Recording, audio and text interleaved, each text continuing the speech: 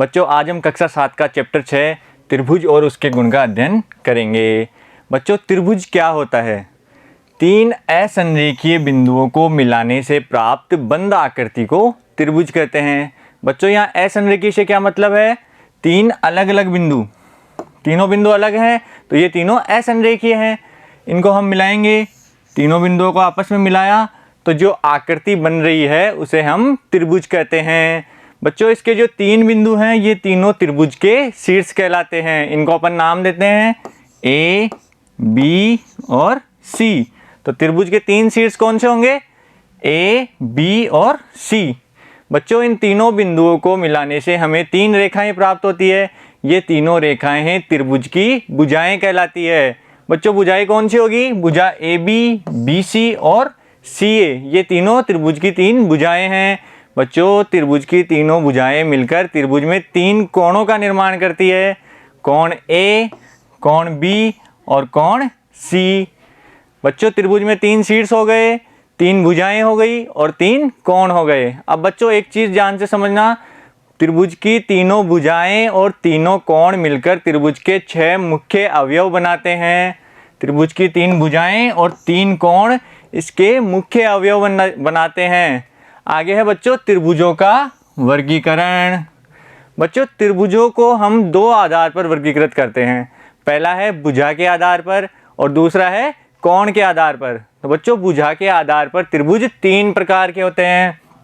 पहला है समबाहु त्रिभुज, दूसरा है समद्विबाहु त्रिभुज और तीसरा होता है विषमबाहु त्रिभुज।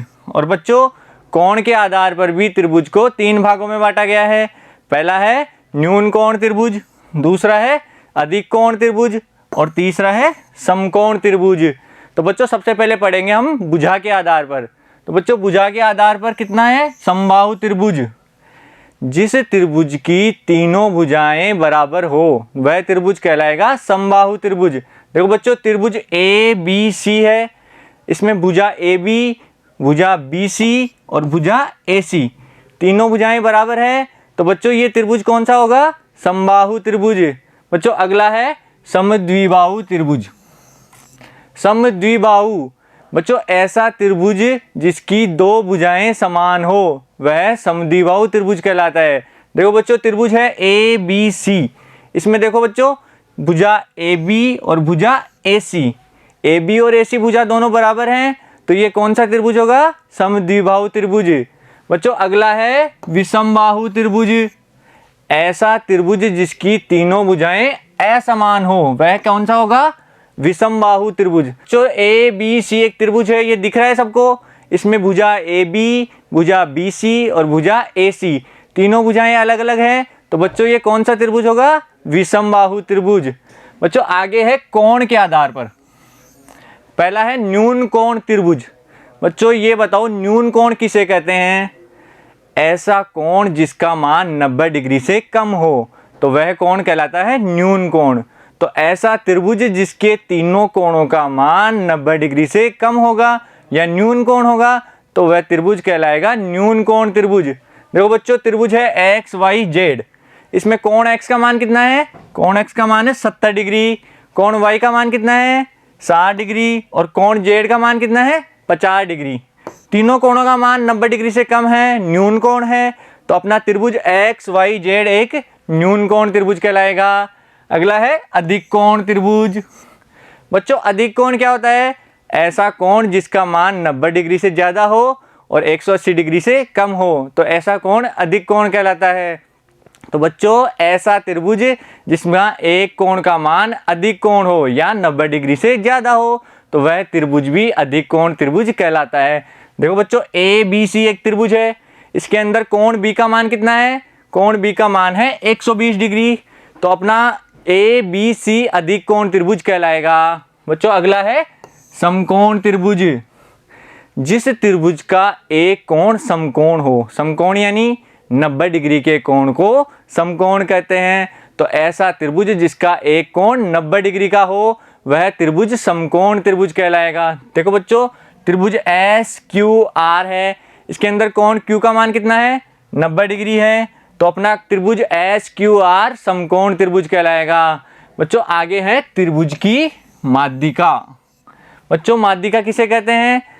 किसी त्रिभुज के एक शीर्ष को उसकी सम्मुख भुजा के मध्य बिंदु से मिलाने वाले रेखाखंड को उस त्रिभुज की माध्यिका कहते हैं। बच्चों किसी शीर्ष से उसकी सम्मुख भुजा के मध्य बिंदु को मिलाना है। देखो बच्चों एक त्रिभुज बना रहा हूं, त्रिभुज है ए बी और सी। अब शीर्ष ए के सम्मुख भुजा कौन सी होगी बच्चों? ए के सम्मुख भुजा है भुजा बी सी।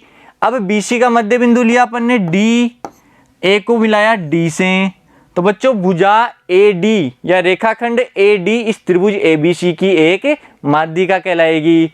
बच्चों त्रिभुज में 3 शीर्ष होते हैं, तो तीनों शीर्षों से हम एक एक माध्यिका खींच सकते हैं, इसलिए त्रिभुज में 3 माध्यिकाएं होती है। जैसे एक त्रिभुज दिया हुआ है ए बी सी, इसकी तीनों माध्यिकाएं कौन कौन सी है? माध्यिका ए डी, माध्यिका बी ई और सी एफ, 3 माध्यिकाएं हो गई।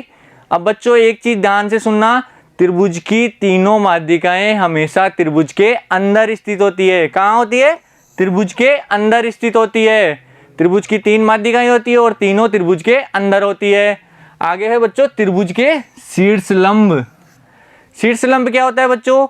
जब किसी त्रिभुज के एक शीर्ष से सम्मुख भुजा पर डाले गए लंब को त्रिभुज का शीर्षलंब कहते हैं। लंब यानी ऐसी रेखा जो 90 डिग्री का कोण बनाती हो। देखो बच्चों एक त्रिभुज है ए बी और सी, इसको नाम दिया ए बी और सी। शीर्ष ए के सम्मुख भुजा कौन सी है? सम्मुख भुजा है भुजा बी सी। अब ए से एक लाइन खींचेंगे जो बी सी पर 90 डिग्री का कोण बनाएगी, यहाँ बिंदु लिया डी। तो बच्चों रेखाखंड ए डी इस त्रिभुज ए बी सी का एक शीर्षलंब कहलाएगा। बच्चों त्रिभुज में 3 शीर्ष हैं, तीनों से हम एक एक रेखाखंड खींच सकते हैं, एक एक शीर्षलंब खींच सकते हैं। तो बच्चों त्रिभुज में 3 शीर्षलंब होते हैं। बच्चों आगे देखो, शीर्षलंब पूर्णतया त्रिभुज के अभ्यंतर में सदैव स्थित नहीं होता है। जैसे माध्यिका हमेशा त्रिभुज के अंदर स्थित होती थी, लेकिन शीर्षलंब हमेशा अंदर स्थित हो ये आवश्यक नहीं है। क्यों? क्योंकि अधिक कोण त्रिभुज में, बच्चों ध्यान से देखना, अधिक कोण त्रिभुज में शीर्षलंब त्रिभुज के बाहर स्थित होता है। देखो बच्चों एक अधिक कोण त्रिभुज बनाते हैं। ये त्रिभुज है ए बी और सी, कोण बी का मान 90 डिग्री से ज्यादा है, तो ये है अपना अधिक कोण त्रिभुज है। इसके अंदर हमें सी से ए बी पर लंब डालना है। अब ए बी भुजा तो यहाँ तक ही है, लंब कैसे डालेंगे? तो हम ए बी भुजा को आगे बढ़ाएंगे, ए बी को आगे बढ़ाया और सी से लंब डाला, ये अपने मिलेगा बिंदु डी पर। तो अपना रेखाखंड सी डी इस त्रिभुज ए बी सी का एक शीर्षलंब होगा जो कि त्रिभुज के बाहर स्थित है। तो अधिक कोण त्रिभुज का शीर्षलंब हमेशा त्रिभुज के बाहर स्थित होता है। बच्चों आगे देख कुछ प्रश्न दिए हुए हैं, इन प्रश्नों को करते हैं, ध्यान से देखिए। निम्न त्रिभुजों में ए से बी सी तक अनुमान से शीर्षलंब खींचिए। ए से बी सी तक शीर्षलंब खींचना है।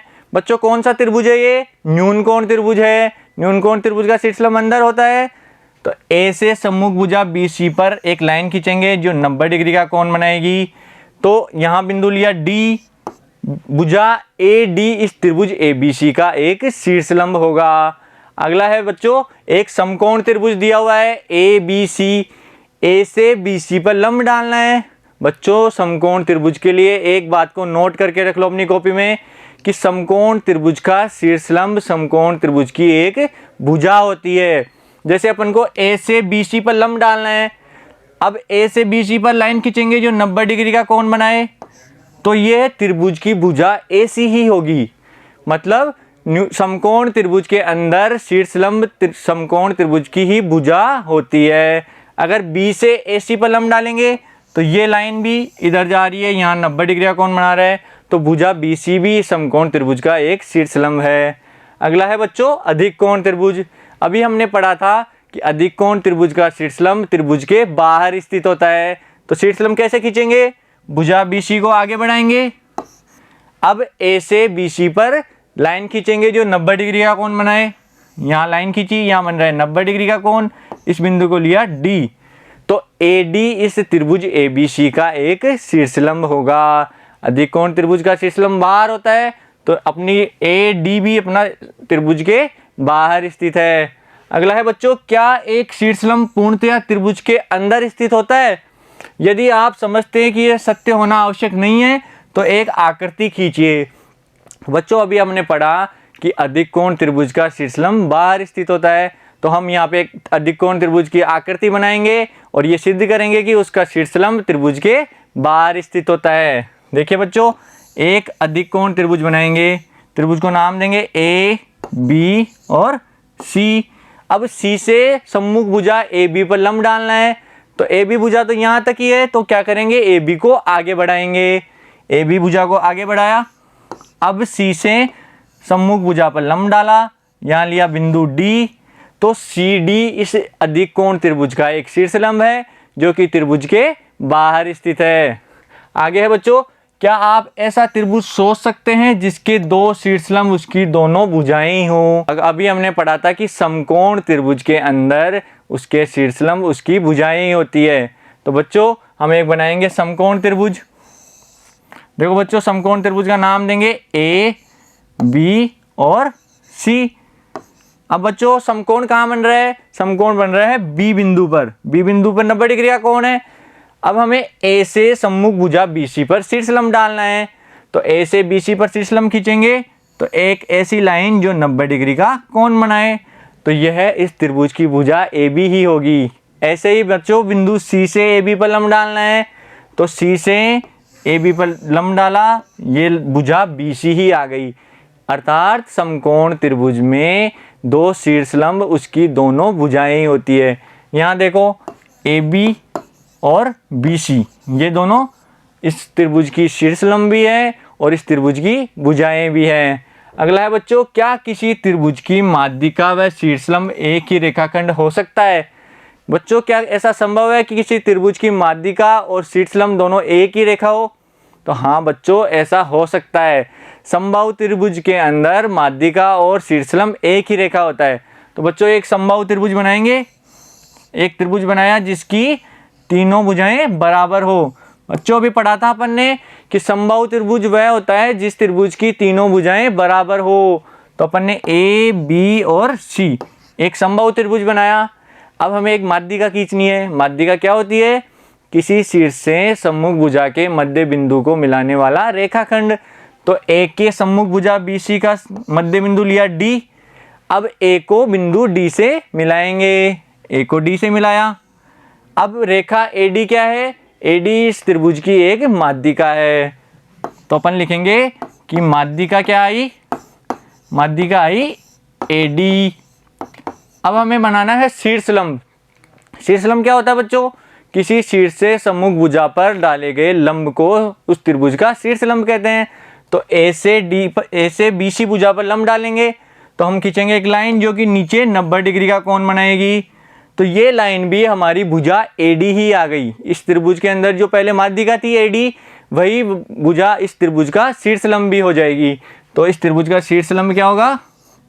भुजा AD या रेखाखंड AD।